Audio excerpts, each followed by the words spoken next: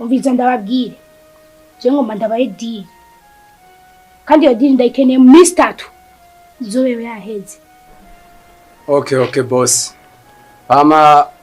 Nibaze yuko je urazi yuko twebwe turabakomanda. Akazi kawe dutegerezwa kugakora ku nguvu kandi mwiyo minsi 3 tanze nta nuko izohera tuzoba twamaze kugashira mu ngiro. Sinzi namwe bwo mubyumva ukungene mushobora kumuhereza report mawuje. Yaje ndabona vrema uyu munsi kweli kukaza dohari cende baza ko atangorana ahubwo naduhereze mapi. Oh, very good. Ndakeka bitahurisije oya. Manibaze ko mape ipanze neza. Okay. Mapi ipanze neza. Mu minota 20 nzoba ndabarungikiye foto y'uyo muntu. Nene.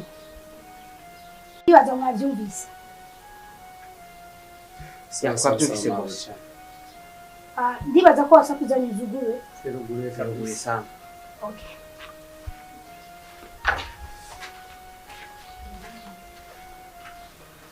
Nzababwira ikintu kimwe.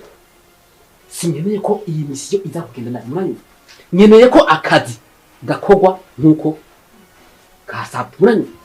Igisigaye ko umuntu ufata ubwenge. Kirenze ivyo ni rusako. Dakika twogera.